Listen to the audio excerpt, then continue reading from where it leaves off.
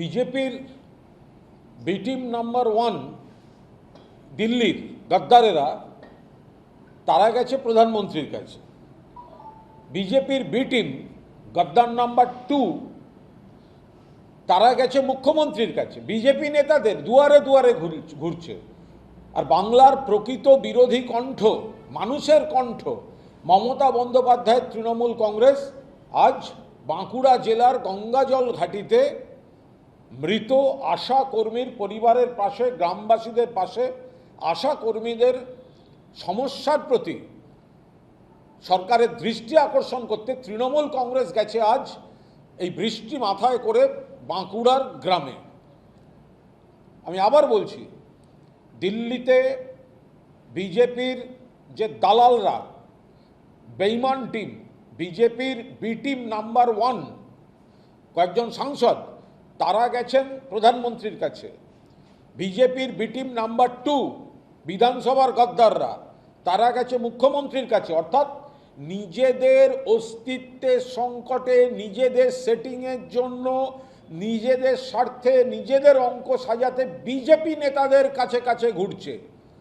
আর মমতা বন্দ্যোপাধ্যায়ের নেতৃত্বাধীন তৃণমূল কংগ্রেস, বাংলার মানুষের প্রকৃত কণ্ঠ, তারা আজকে গঙ্গাজল ঘাটির প্রত্যন্ত গ্রামে মৃত আশা কর্মীর পরিবারের পাশে এবং আশা কর্মীদের নিয়ে, আশা কর্মী যে বিপুল সংখ্যক মহিলা, তাদের যে সমস্যা তাই নিয়ে সরব হয়েছে গঙ্গাজল ঘাটিতে গিয়ে। আজ মাননীয় মমতা বন্দ্যোপাধ্যায়ের নির্দেশে সর্বভারতীয় তৃণমূল কংগ্রেসের একটি প্রতিনিধি দল, সাংসদ দোলা সেন, আমরা গেছিলাম গঙ্গাজল ঘাটিতে এবং আমাদের সঙ্গে ছিলেন নাগরিক সমাজের কয়েকজন বিশিষ্ট নাগরিক। সেখানে আপনারা জানেন কিছুদিন আগে যে এই আশা কর্মীরা খুব সমস্যায় পড়েছেন। আশা কর্মীরা তো মূলত মা, প্রসূতি, পরিবার, টিকাকরণ এই ধরনের সমস্ত কাজ করেন। এখন তাদের কেওয়াইসি বা এই ধরনের আজকের প্রযুক্তির কাজ তাদের দিয়ে করানো হচ্ছে। সবাই যথাযথভাবে প্রশিক্ষিত নন, সামলাতে পারছেন না। আবার অনেক জায়গায় ইন্টারনেট দুর্বল, কাজ করতে অসুবিধা হচ্ছে, অথচ তাদের সমস্যাটার কথা কেউ শুনছে না। তারা যখন কিছু বলতে যাচ্ছেন, বিজেপির বিধায়ক চন্দনা বাউড়ি অকথা কুকথা বলে তাদের কুৎসিতভাবে অপমান করেছেন। এরপর দেখা গেছে একজন আশাকর্মী মহিলা, তিনি মৃত্যু তার হয়েছে এবং তাই নিয়ে যারা আশা কর্মী দিদি বোনেরা আছেন তারা যথেষ্ট অসন্তুষ্ট, বিক্ষোভ দেখিয়েছেন। কারণ তাদের যে জেনুইন সমস্যাগুলো সেটা শোনা হচ্ছে না। মাননীয় জননেত্রী মমতা বন্দ্যোপাধ্যায় তিনি গোটাটা খবর পেয়ে তিনি আজ প্রতিনিধি দল পাঠাবেন আগেই ঘোষণা করেছিলেন। আজ আমরা গেছিলাম সকালে, আমরা তার মৃতার স্বামীর সঙ্গে দেখা করেছি, আত্মীয়ার সঙ্গে দেখা করেছি এবং গ্রামবাসীদের সঙ্গে দেখা করেছি। আশা কর্মীরা খুব সংকটের মধ্যে আছেন। আমরা মৃতার ক্ষেত্রে আমাদের পরিষ্কার দাবি, তাকে যথাযথ ক্ষতিপূরণ দিতে হবে আর্থিক, পরিবার থেকে বিকল্প চাকরি দিতে হবে এবং তার একমাত্র সন্তান ক্লাস 6-এ পড়ে মেয়েটি, তার দায় দায়িত্বই সরকারকে নিতে হবে পৃষ্ঠপোষকতা করতে যা যা করা দরকার। এবার তার পাশাপাশি আমাদের বক্তব্য, আশা কর্মীদের সারা বাংলা জুড়ে সমস্যাটা জেনুইন সমাধান চাই। কারণ তারা যে ধরনের কাজ দীর্ঘদিন ধরে করে অভ্যস্ত, তাদের যদি কেওয়াইসি দিতে বলা হয় ফলে তারা সেই টেকনোলজি, সেই টেকনিক, সেই প্রযুক্তিতে অনেকে অভ্যস্ত নন, সমস্যা হচ্ছে। এবার সমস্যা হলে তাদেরকে যেভাবে কথা বলা হচ্ছে, বাজেভাবে অপমান করা হচ্ছে, চাপে পড়ে যাচ্ছেন। এর আগে আমরা দেখেছি কাজের চাপে পড়ে কতজন বিএলওর অকাল মৃত্যু হয়েছিল।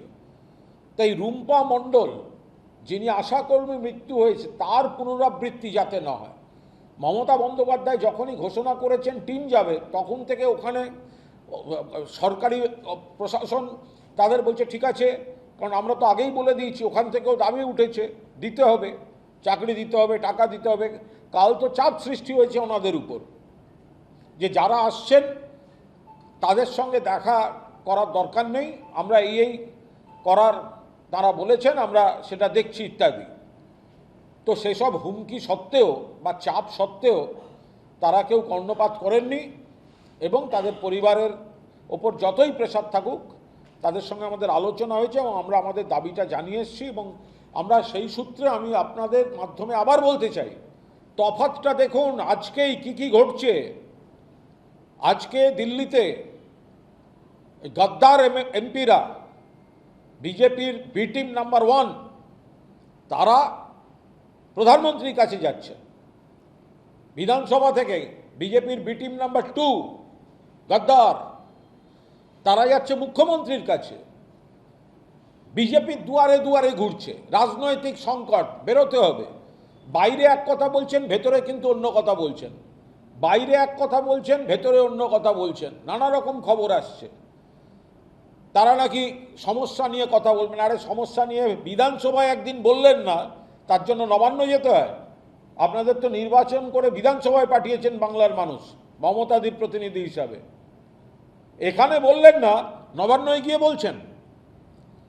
তাহলে এই বিজেপির দালাল, বিজেপির যে বি টিম, সাংসদরা প্রধানমন্ত্রীর কাছে, বিধায়করা বিজেপির বি টিম মুখ্যমন্ত্রীর কাছে, এবং আসল বিরোধী কণ্ঠ যারা রাজপথে দাঁড়িয়ে মানুষের পাশে দাঁড়িয়ে মানুষের কথা বলছে, স্পিকার পোষিত বিরোধী নয়, সরকারের বকলেস পড়া বিরোধী নয়, যারা মমতা বন্দ্যোপাধ্যায়ের আন্দোলনের স্রোতে থাকা বিরোধী দল সর্বভারতীয় তৃণমূল কংগ্রেস, আজ আশা কর্মীদের পাশে দাঁড়াতে গঙ্গাজল ঘাটিতে গিয়েছিলেন।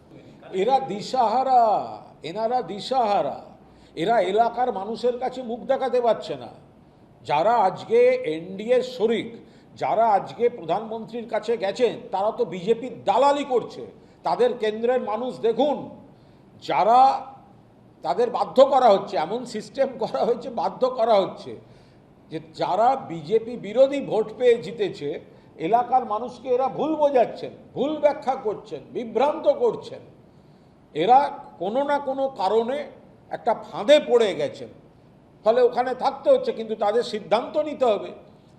এলাকার মানুষের সঙ্গে এই প্রতারণা চলতে পারে না।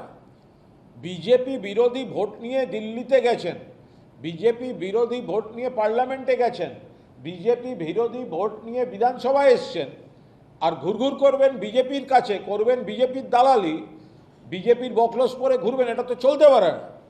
ফলে এরা দিশাহারা হয়ে গেছেন। কবে কখন কি বলছেন, একবার ওদের সঙ্গে ওদের চাপে যাচ্ছেন, তারপর আবার এদিককার সঙ্গে যোগাযোগ করছেন, এলাকার মানুষকে একরকম বোঝাচ্ছেন। এদের পলিটিক্যাল কেরিয়ার ফিনিশ।